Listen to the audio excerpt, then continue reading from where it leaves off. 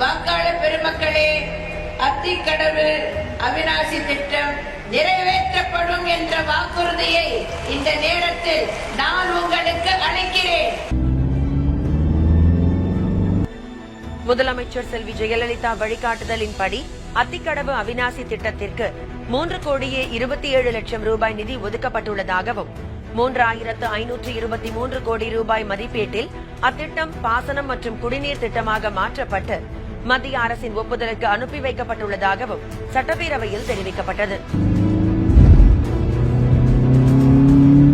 அத்திக்கடவு அவிநாசி திட்டம் விரைந்து இன்றைக்கு நடவடிக்கை எடுக்கப்பட்டு முடிக்கப்பட்டு மக்கள் பயன்பாட்டில் கொண்டு வரப்படும் என்ற மகிழ்ச்சியான செய்தி நேரத்தில் தெரிவித்துக் கொள்கிறேன்.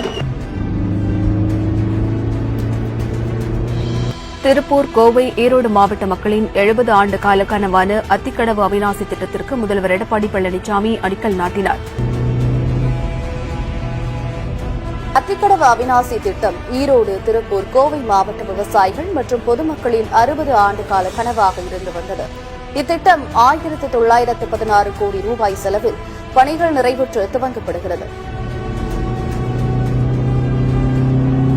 அத்திக்கடவு அவிநாசி திட்டத்தை நம்முடைய முன்னாள் முதல்வர் திரு எடப்பாடி கே பழனிசாமி அவர்கள் ஆட்சி பொறுப்பில் இருக்கின்ற பொழுது இதற்காக நிதி ஒதுக்கி கிட்டத்தட்ட 90% பணிகளை நிறைவேற்றி கொடுத்த ஒரு நல்ல நிகழ்வை நிகழ்த்தி இன்றைக்கு எங்கள் பகுதி முழுவதும் குளமுட்டைகளிலே நீர் ததும்பி நிற்கின்ற இந்த சூழலில் அவருக்கு ஒரு பாராட்டு விழா எடுக்க வேண்டும் என்ற நோக்கத்தோடு அம்மாவும் அம்மாவின் அரசும் சொல்வதை செய்வோம், செய்வதை மட்டுமே சொல்வோம், சொல்லாத பிற நன்மைகளையும் செய்வோம்.